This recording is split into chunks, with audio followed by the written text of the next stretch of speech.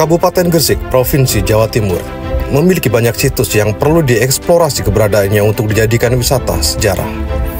Sejauh ini, ikon Gresik sebagai wisata yang terkenal hanyalah wisata religi dengan keberadaan makam Sunan Giri dan makam Syekh Maulana Malik Ibrahim. Di luar itu, banyak sekali wisata-wisata religi yang keberadaannya terbengkalai, bahkan minim promosi oleh pemerintah Kabupaten Gresik. Seperti halnya petilasan Eyang Resi Ranggalawe yang berada di Jalan Raya Dapat nomor 32A, Dusun Lengkong, Desa Dapat, Kecamatan Balong Panggang, Kabupaten Gresik.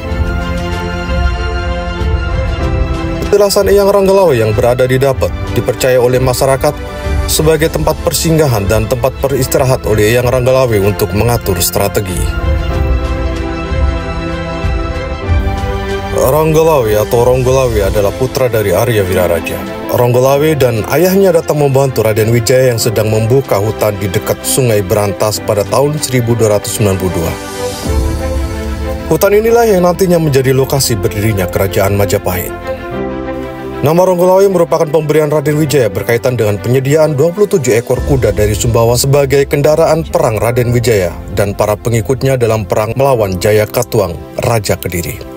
Bisa juga mempunyai arti rangga berarti kuda dan lawe merupakan sinonim dari wenang, yang berarti benang atau dapat juga bermakna kekuasaan atau kemenangan. Ronggolawe kemudian diberi kekuasaan oleh Raden Wijaya untuk memimpin pembukaan hutan tersebut. Penyerangan terhadap ibu kota Kediri oleh gabungan pasukan Majapahit dan Mongol terjadi pada tahun 1293. Ronggolawe berada dalam pasukan yang menggempur benteng timur kota Kediri.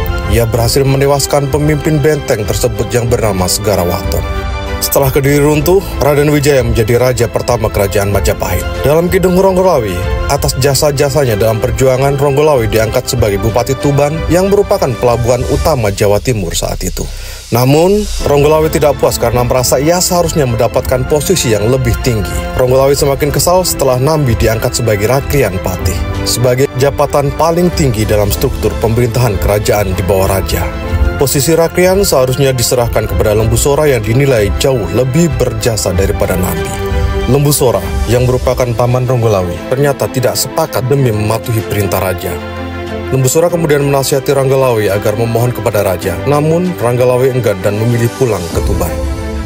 Para raton menyebut pemberontakan Ranggalawe terjadi pada tahun 1295, namun dikisahkan sesudah kematian Raden Wijaya. Pemberontakan tersebut bersamaan dengan Jayanegara naik tahta. Dalam negara Kertagama, Raden Wijaya meninggal dunia, digantikan kedudukannya oleh Jayanegara terjadi pada tahun 1309. Namun negara Kertagama juga mengisahkan bahwa pada tahun 1295 Jayanegara diangkat sebagai Yuwa Raja atau Raja Muda di Istana Daha. Di Kidung Panji Wijayakrama dan Kidung Ranggalawe dengan jelas menceritakan bahwa pemberontakan Ranggalawe terjadi pada masa pemerintahan Raden Wijaya, bukan Jayanegara.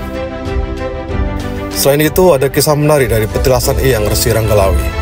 Seperti yang diungkapkan oleh Mbah Sardin, 77 tahun, pemilik ladang yang ada di samping petilasan Eyang Ronggolawe, yang juga jadi saksi hidup peristiwa terbelahnya pohon keramat di area petilasan Eyang Resi Ronggolawe. Menurut warga Dusun Sugiwaras, Desa Dapat ini, pohon di area petilasan Eyang Resi Ronggolawe pernah disambar petir pada tahun 1997 silam.